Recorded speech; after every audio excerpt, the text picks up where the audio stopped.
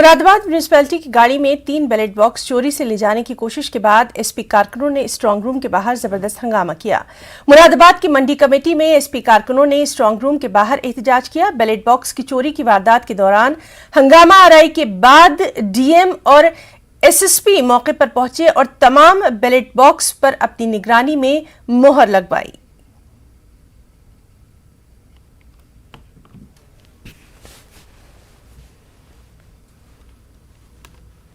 ऐसा है कि मुझे अभी पता चला है कि यहाँ पर बैलेट पेपर्स जो हैं कोई अधिकारी लेकर एंटर हुआ है यहाँ पे, जहाँ परिंदा पर नहीं मार सकता, वहाँ पर वो एंट्री कैसे मिली, ये बड़ा जांच का विषय है। और इसको मैं अभी आया हूँ, जस्ट पहुँचा हूँ, और हम इसकी तहकीकात कराकर सजावार को सजा दिलाने का काम करेंगे। क्या शिकायत? अभी तक चुनाव आयोग से, जब तक चुनाव चले, चुनाव आयोग से अखिलेश यादव ने भी और पार्टियों ने भी लगातार शिकायतें की हैं कि चुनाव में धांधली हुई, लेकिन चुनाव आयोग ने कोई भी कार्रवाई। मैं समझता हूं जिस तरह भारतीय जनता पार्टी की 5 साल की सरकार गूंगी और बैरी और अंधी सरकार थी, बिल्कुल उसी का असर जो है वो चुनाव आयोग पर पड़ा है। आप कोई शिकायत कर दीजिए, आज तक अभी तक न कोई एक ट्रांसफर कराया है, न कोई एक्शन लिया है, न जाने कहाँ है चुनाव आयोग। वो चुनाव भी जानता है और आयोग जानता है। तो आप ये मानते हैं कि जो आज यहाँ पे आपको बैलेट पेपर मिले, तो आप चुनाव आयोग को शिकायत करेंगे तो आपको न्याय मिलेगा? हमें नहीं समझता, मगर शिकायत करना हमारा फर्ज है। हमें नहीं समझता कि न्याय मिलेगा, लेकिन हमारी सरकार जब आ जाएगी तो सजावार को सजा जरूर दिलाने का काम करेगी। मध्य प्रदेश हुकूमत ने बजट पेश कर दिया है। बजट में सेहत, मुलाजमत और तालीम पर खास तवज्जो दी गई है। मध्य प्रदेश में 13,000 टीचर्स की तकर्री की जाएगी। गुज़िश्ता साल के मुकाबले इस बार बजट में 30,592 करोड़ रुपए का इजाफा किया गया है। वहीं अक़लियती इदारों को बजट से मायूसी ही हुई है। अक़लियती इदारों के बजट में कोई इजाफा नहीं किया गया। सरकार को जवाब देना होता है कि कितने रोजगार बने, कृषि क्षेत्र में क्या उपलब्धियां हैं, पर यह बजट अभी फिर से एक झूठ और फरेब का पोता है। आज केवल ये बताना ये प्रावधान किया है, पिछले साल भी प्रावधान किया था, उस प्रावधान का कितना उपयोग हुआ, कितनी बेरोजगारी घटी, आज क्यों खाद और बीज के दाम बढ़े, ये जनता को गुमराह करने का, जनता को फिर से धोखा देने का बजट है। मध्य प्रदेश की शिवराज सिंह हुकूमत ने आज अपना बजट पेश किया। बजट में ज़राअत, सेहत, मुलाजमत और तालीम के शोबे पर खास तवज्जो दी गई है। मध्य प्रदेश हुकूमत ने आज अपना बजट पेश कर दिया है। 2.5 लाख करोड़ से ज्यादा का बजट पेश किया गया, लेकिन अक़लियतों के हवाले से बात करें, चाहे वक्फ बोर्ड की, मसाजिद कमेटी की, मदरसा बोर्ड की या दूसरे इदारों की बात करें, उसमें 1 रुपए के भी इजाफा नहीं किया गया। इस पर बातचीत करने के लिए हमारे साथ भोपाल एमएलए आरिफ मसूद साहब, इनसे जाते आरिफ साहब, इतना बड़ा बजट पेश किया गया और सरकार ये कह रही है कि सबका ख्याल रखा गया। ये सरकार झूठी है और मैं बहुत पहले से बात कहता रहा हूं कि शिवराज सिंह सरकार झूठ का पुलिंदा है। और आज जो बजट पेश किया, इतना अफसोसनाक बजट है कि एक भी अल्पसंख्यक कल्याण योजना का कहीं पे कोई भी जिक्र नहीं है। बढ़ोतरी करना तो दूर की बात है, जो 91 बिंदु चर्चा में रखे उसमें उल्लेख भी नहीं करा। तो इससे अंदाजा होता है कि कितना पक्षपातपूर्ण रवैया शिवराज और शिवराज की सरकार का है, ये साबित हो गया। सबका साथ, सबका विकास कहते हैं, और मैं समझता हूं इन्होंने शायद इनके प्रधानमंत्री नरेंद्र मोदी जी को भी ठेंगा दिखाया है, क्योंकि मैंने एक बयान पढ़ा था नरेंद्र मोदी का, जिसपे उन्होंने कहा था कि मैं चाहता हूं कि मुस्लिम वर्ग के एक हाथ में कुरान और एक हाथ में कंप्यूटर देखना चाहता हूं। आज मध्य प्रदेश का बजट उनकी उस कथनी को आईना दिखा रहा है कि ये जो आप कहते हो उस पर अमल नहीं करते, और उसका उदाहरण मध्य प्रदेश का बजट है, जिसमें अल्पसंख्यक के अंदर एक भी बढ़ोतरी नहीं की गई। समझा जाए कि प्रधानमंत्री जो चाहते हैं मध्य प्रदेश का जो भाजपा नेतृत्व है वो उनकी जो है बातों से अलग जा रहा है। बिल्कुल, इससे तो ये लग रहा है ना, क्योंकि प्रधानमंत्री का बयान मैंने भी सुना है, आपने भी सुना है, सब चर्चा में है, पूरा देश जानता है कि नरेंद्र मोदी जी ने चिल्ला कहा था कि मैं सबका साथ, सबका विकास, और मैं चाहता हूँ अल्पसंख्यक के हाथ में कि एक हाथ में कुरान हो और एक हाथ में कंप्यूटर देखना चाहता हूँ। आज मध्य प्रदेश के बजट के अंदर एक भी उल्लेख कहीं पे भी अल्पसंख्यक संस्था का भी नहीं है। तो ये कैसा सबका साथ, सबका विकास है? तो या तो प्रधानमंत्री झूठ बोल रहा है या मध्य प्रदेश सरकार उनकी बात नहीं मान रही। उनका ये कहना है भारतीय जनता पार्टी के लीडरों का कि हम बहुसंख्यक अल्पसंख्यक के साथ राजनीति नहीं करते, ये कांग्रेस विभाजन करी, हम सबके साथ जुड़े हुए, जो भी योजना बनती है वो सबके लिए बनती है। तो फिर नरेंद्र मोदी जी ने जो बयान दिया था उस पर वो क्या कहेंगे? उस पर भी उनसे जवाब ले लिया जाए कि नरेंद्र मोदी जी ने फिर क्यों कहा ऐसा कि मैं चाहता हूँ कि एक हाथ में कंप्यूटर और एक हाथ में कुरान हो। तो कुरान तो अल्लाह का शुक्र है हाथ में है और दिल में भी है और ज़बान पे भी, और वो रहेगा, लेकिन कंप्यूटर गायब करा दिया आपने। लेकिन यहाँ पर आपने कुछ दिन पहले मध्य प्रदेश के अक़लियती वजीर को खत भी लिखा था, और अक़लियतों के, चाहे हम मदरसा बोर्ड के बजट की बात करें, मसाजिद कमेटी की बात करें, वक्फ बोर्ड या हज कमेटी, उसमें भी 1 रुपए का इजाफा नहीं किया गया। देखिए, मुझे बहुत अफसोस है, मैंने स्वयं उनसे फ़ोन पर बात करी थी और उनसे मैंने दरख्वास्त करी थी कि मैं एक नुमाइंदगी के रूप में आपसे एक दरख्वास्त करता हूँ, विधानसभा का सदस्य हूँ और एक अपने समाज की तरफ से आपसे दरख्वास्त करता हूँ, आप इस विभाग के मुखिया हो, हमारे मुखिया हो, मेहरबानी करके इस बजट में बढ़ोतरी कराइए।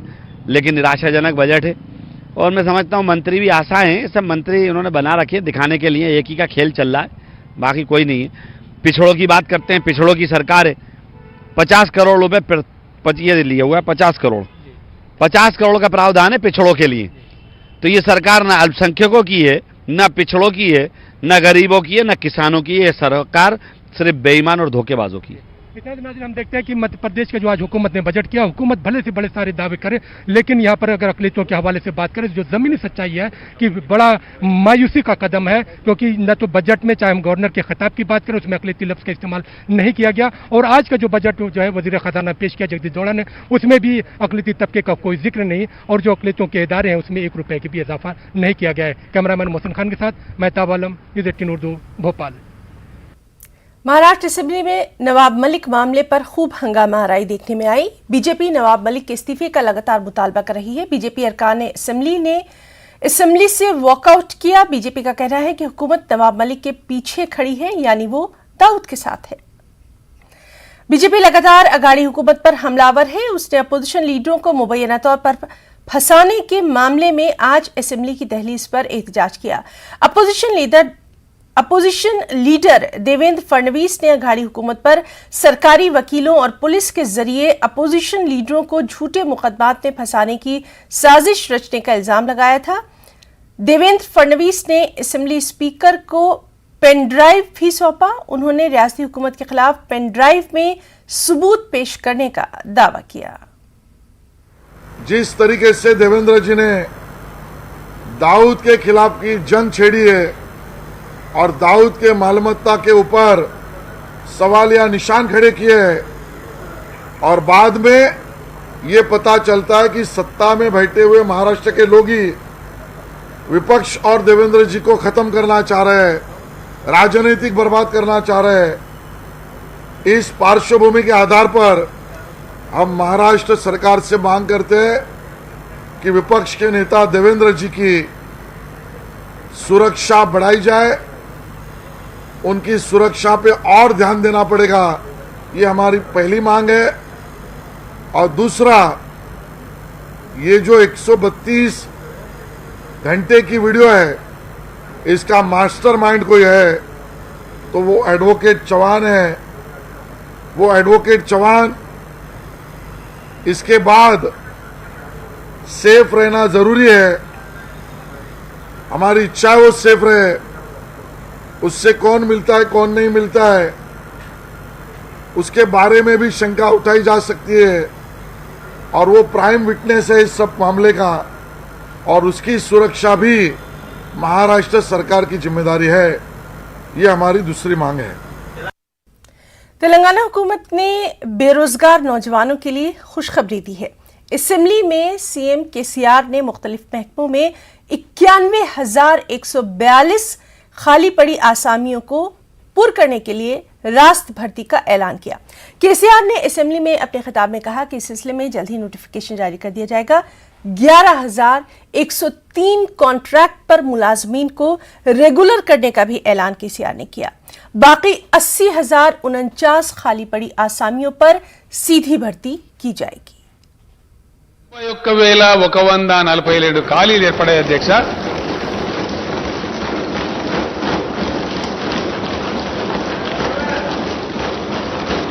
31,142 ఉద్యోగాలకు ఈ రోజు నుంచే మొత్తం నోటిఫై చేసేస్తారు అధ్యక్ష.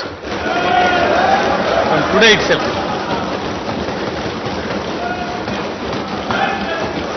ఈరోజు నేను అధికారికంగా ప్రకటిస్తా ఉన్నా. ఇందులో 11,103 కాంట్రాక్ట్ ఉద్యోగులందరినీ కూడా రెగ్యులరైజ్ చేస్తా ఉన్నాం అధ్యక్ష.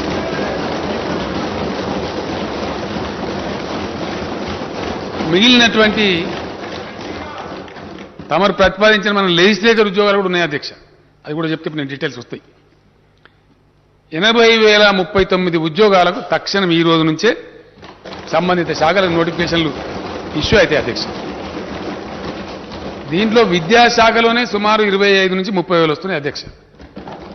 స్కూల్ ఎడ్యుకేషన్ కావచ్చు, హైయర్ ఎడ్యుకేషన్ కావచ్చు, యూనివర్సిటీలు కావచ్చు, ఎక్కడ ఖాళీ లేకుండా భర్తీ చేస్తా ఉన్నాం అధ్యక్ష. तेलंगाना कानून साज काउंसिल के रुकन के कविता ने कहा कि तेलंगाना तहरीक आज मुकम्मल हो गई है. उन्होंने कहा कि अलहदा तेलंगाना तहरीक का आगाज पानी, फंड और मुलाजमतों के हक के लिए शुरू किया गया था. तश्कील तेलंगाना के बाद पानी, फंड हासिल हुए. आज वज़ीर आला ने मुलाजमत देने का ऐलान करके इस तहरीक को ही मुकम्मल कर दिया. तेलंगाना का मूवमेंट जो है उसका मेन एजेंडा था हमें सिंचाई का और पीने का पानी एक था. एक तो हमारे फंड्स जो है हमारे रीजन में यूटिलाइज होने का दूसरा था, और तीसरा नौकरियों का था. इन 3 मेन मुद्दों को लेकर तेलंगाना का पूरा मूवमेंट चला था, और इन तीनों में 2 हमने पूरा का पूरा कर दिया. जैसे आज सिंचाई के पानी के इश्यू में हम देश में नंबर 1 हैं, वैसे ही हम फंड्स यूटिलाइजेशन और जीएसडीपी ग्रोथ में देश में नंबर 1 हैं. तो नौकरियां भी हमने ऑलरेडी गवर्नमेंट जॉब्स जितने हैं इसमें 90,000 जॉब हमने नए अनाउंस किए हैं. लेकिन इससे भी महत्वपूर्ण विषय ये है इसमें जो पहले प्रेसिडेंशियल ऑर्डर्स थे तेलंगाना के रीजन में उनको बदलाव करके उसमें 95% जो है गवर्नमेंट जॉब्स वो तेलंगाना के युवा के लिए हमने रिजर्व किया है. ये सबसे बड़ी बात है और सबसे महत्वपूर्ण बात है, क्योंकि जिस समय युवाओं ने अपनी जान दी थी तेलंगाना मूवमेंट में, उनका एक ही डिमांड था कि हमारे नौकरी हमें ही मिले, हमारे सरकार को हम खुद चलाएंगे, ये उनका मेन डिमांड था. तो इतने सालों के बाद राष्ट्रपति के ऑर्डर्स चेंज करके हमने जो हासिल किया है ये बहुत ही बड़ी बात है. और इससे ये 3 मेन एजेंडा के ऊपर जो तेलंगाना का मूवमेंट चला था, मुझे लगता है आज तेलंगाना का मूवमेंट जो है कंप्लीट हुआ है और एक सेटिस्फैक्शन सा है. 17 इयर्स का जो मूवमेंट है उसका आज रिजल्ट आया, ऐसा मुझे लग रहा है. तेलंगाना में 80,000 से ज्यादा मुलाजमतों पर तकर्री के लिए नोटिफिकेशन जारी करने पर वज़ीर आला केसीआर के ऐलान पर हैदराबाद की उस्मानिया यूनिवर्सिटी में तलबा ने खूब जश्न मनाया. उस्मानिया यूनिवर्सिटी के आर्ट्स कॉलेज के पास तलबा ने एक बड़ी रैली निकाली, जश्न मनाया. टीआरएस की तलबा तंजीम TRSV के कारकुनों ने वज़ीर आला केसीआर से इजहार तशक्कुर किया और कहा कि नौजवानों के देरीना ख्वाब की तकमील हो गई है.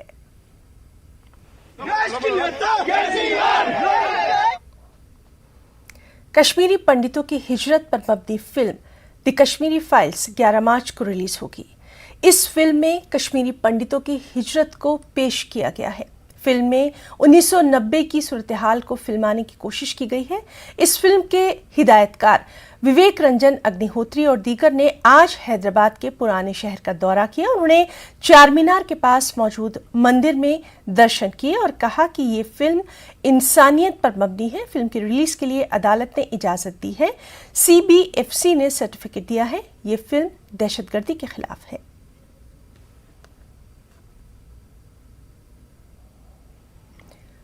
कोविड के दौर में यूनानी और BUMS डॉक्टरों ने रियासत महाराष्ट्र में बेहतरीन खिदमत अंजाम दी और अपनी सलाहियतों का मुजाहरा किया. लेकिन इसके बावजूद उन्हें रियासत महाराष्ट्र में दूसरी पैथी के मुकाबले BUMS डॉक्टरों को सरकारी नौकरियां नहीं दी जाती हैं. यूनानी पैथी के साथ नाइंसाफी होती है. ये मामला महाराष्ट्र असेंबली के जारी इजलास में गूंजा, जिस पर रियासती वजीर सेहत राजेश टोपे ने ऐवान में यकीन दिलाया कि BUMS डॉक्टरों के साथ होने वाली नाइंसाफी को जल्द ही दूर किया जाएगा. लोगों ने बहुत इस कोविड में काम किया है और मालेगांव के लिए तो नासिक से डिपार्टमेंट इंक्वायरी कर रहा है कितना अच्छा काम किया है. इसलिए आयुष के लोगों को भी प्रमोट किया जाए, यहाँ BUMS के कॉलेजेस खोले जाएं ताकि जहां डॉक्टरों की कमी उसको किया जाए. मैं आपका बहुत आभार प्रकट करता हूं. BUMS के जितने भी छात्र है उनकी आज ये मांगनी है. मैं बात कर रहा हूं आयुष में जो लोग BUMS या BMS करते हैं, मंत्री महोदय जी, उनके सर्विस रूल्स बहुत साल से प्रलंबित है और आपसे हमको उम्मीद है, क्योंकि आपने कोविड में देखा होगा, मालेगांव हो या भिवंडी के बच्चे हो या मुंबई के हो, आप कोविड सेंटर में चले जाइए अध्यक्ष महोदय, आपको आयुष के ही बच्चे मिलेंगे. उन्होंने जो सेवा की है, फिर भी आज महाराष्ट्र में यूनानी की तरफ जो है एक सौतेला व्यवहार है. BUMS में BAMS के जो सर्विस रूल्स है, सरकारी नौकरी में वो लोग आ पाते हैं लेकिन यूनानी के बच्चे नहीं आते. अबू आझमींनी आणि शेख रईसजींनी सांगितलं की NUHM खास करून जे आहे त्यामध्ये आयुषच्या संदर्भातलं जे काम आहे, आयुषच्या बाबतीतलं जे रिक्रुटमेंट रूल्स आहेत त्याला लवकर मान्यता द्यावी आणि त्यांना दुजाभाव होऊ नये NUHM ना आपल्या युनानीच्या संदर्भातील विद्यार्थ्यांना, तर त्याही बाबतीत निश्चित प्रकारे तत्परतेने कारवाई केली जाईल हे मला। कुछ अहम बैनुल-अक़वामी खबरें भी। यूक्रेन पर रूसी जारहियत को 2 हफ्ते हो गए हैं। यूक्रेन के शहरों पर रूसी फौज के हमले लगातार जारी हैं। सूमी शहर में रूसी फौज के हमले में 20 से ज्यादा अफराद हलाक हो चुके हैं। रूसी हमलों के सबब 20 लाख यूक्रेनी बेघर हो गए हैं। रूस पर दबाव बनाने के लिए इक़्तिसादी पाबंदियों का सिलसिला भी जारी है। इस बीच रूसी वज़ीर ख़ारजा सरगेई लारूफ और यूक्रेन के वज़ीर ख़ारजा दमित्रो कुलेबा की तुर्की में मुलाकात होगी। रूसी वज़ारत ख़ारजा ने दोनों वज़ीर ख़ारजा की तुर्की में होने वाली इस मुलाकात की तस्दीक कर दी है। 24 फरवरी को यूक्रेन पर रूसी हमले के बाद दोनों मुल्कों के वज़ीर ख़ारजा की ये पहली मुलाकात होगी।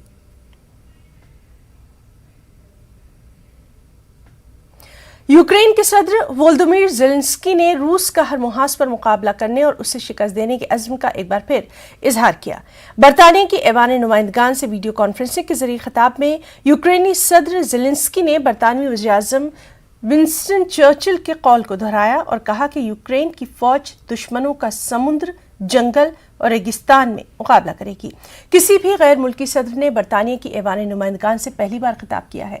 उधर रूस और यूक्रेन के बीच लड़ाई का आज 14वां दिन है।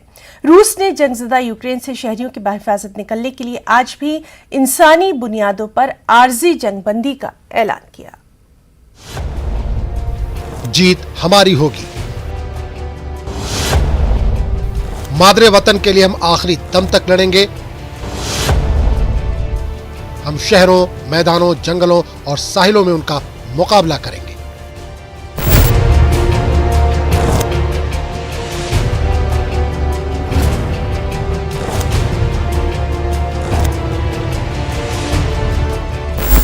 मुसीबत में बशर के जौहर मर्दाना खुलते हैं कि मिज़दाक यूक्रेनी सदर ज़ेलेंस्की ने नामुवाफिक हालात में हिम्मत और अज़्म का मुजाहरा किया है।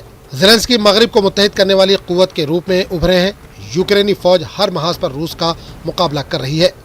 बरतानिया के ऐवान नुमाइंदगान से खिताब में ज़ेलेंस्की ने दुश्मन के आगे डटे रहने और उसे शिकस्त देने के अज़्म का इजहार किया।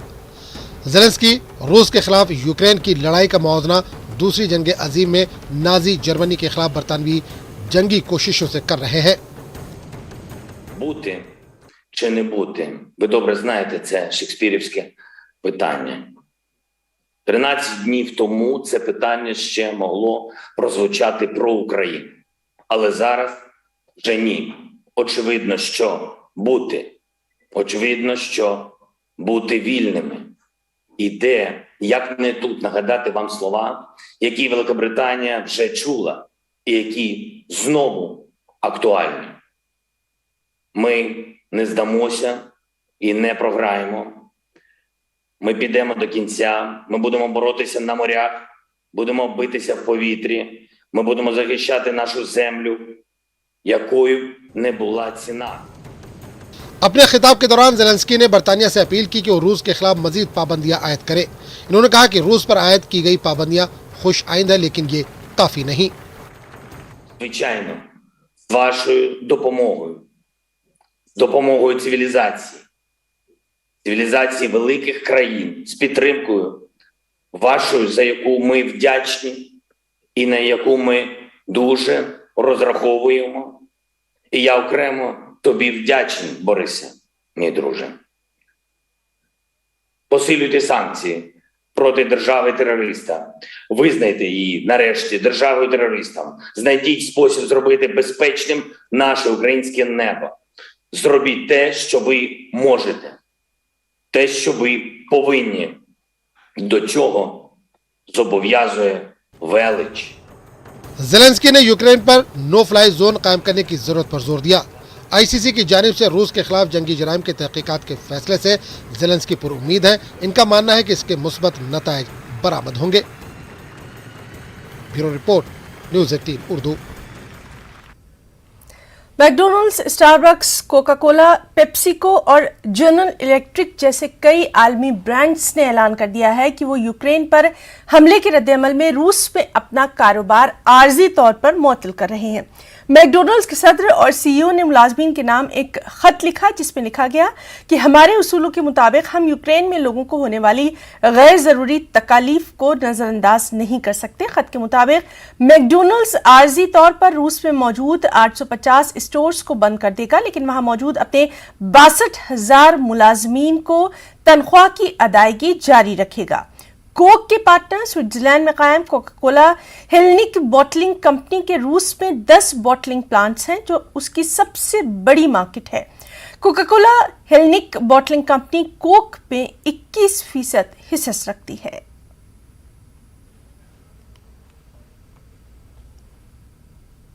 अक़वाम मुत्तहिदा के इंसानी हकूक़ काउंसिल की सरबराह मिशेल बेचलेट चीन के सेंकियांग सूबे का दौरा करने वाली है, जहां पर चीन में उइग़ुर मुसलमानों के इंसानी हकूक़ की खिलाफ वर्जी का इल्ज़ाम लगाया गया है।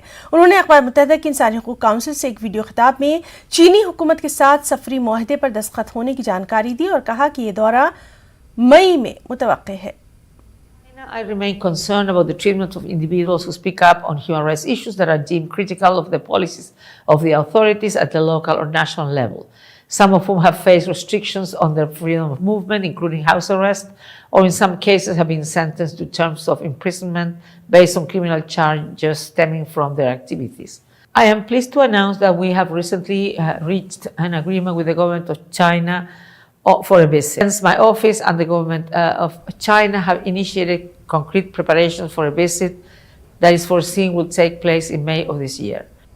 सख्त मेहनत, सच्ची लगन से सब कुछ कर पाना मुमकिन होता है। न्यूज़ 18 की पहल बायजूस यंग जीनियस के सीजन 2 में हमने ऐसे बच्चों से मिले जिन्होंने अपनी कोशिशों से वो कर दिखाया जो उनकी उम्र में नामुमकिन होता है, और यही हमने इस हफ्ते के बायजूस यंग जीनियस सीजन 2 में देखा। आइए देखते हैं इसकी चंद झलकियां। दो टेक्निकल जीनियस आपस में मिल जाए तो क्या होगा? तो तहलका होगा, टेक्नोलॉजी की दुनिया में धमाल मचेगा। और ऐसा ही धमाल मचाने आ रही है दो बार MIT ग्लोबल एपाथॉन जीत चुकी ये विजेता जोड़ी, मुंबई से 11 साल के आयुष शंकरन और जसित नारंग। कोडिंग से हमें बहुत प्यार है और हम कोडिंग की वजह से ही दोस्त हैं। हमारी लाइफ कोडिंग के आसपास रिवॉल्व करती है। जब एक्टिंग की बात आए तो ये भी जीनियस कहलाए। Please welcome the one and only Krishna Kumar Menon उर्फ के मेनन। कमाल है यार, कौन सी उम्र में सीखा तुम लोगों ने? बचपन क्रेडिल क्या था? 9-10 साल। Unbelievable. Which of these factors most contributes to current global warming? Option A, sunspots. Option B, hole in ozone. Option C, CO2 emissions. Option D, garbage. C है ना, CO2 emissions? मुझे नहीं लगता ये आंसर है। अगर आपको नहीं लगता तो पक्का ये है। सही है? देखते हैं। अरे करेक्ट, 10 साल का एक बच्चा इंडिया और श्रीलंका के बीच बनी हुई 30 किलोमीटर लंबी पार्क स्ट्रीट को सिर्फ 10 घंटे और 30 मिनट में पार कर गया। ये है तेनी तमिलनाडु से जय Jaswant. So what is your dream? You want to win an Olympic medal? Yes, sir. Do you know any Indian swimmer who's qualified for the Olympics? Sajan Prakash. Sajan Prakash is qualified for the Olympics? Yes, sir. You know who that is? Oh, he's Sajan Prakash. Hi. Hi, Tambi. எப்படி இருக்க? நல்லா இருக்கேன். In which age do you start swimming? I started like you only, I think. I started at the age of 5, but I always was in the pool, not so adventurous and thrilled like you.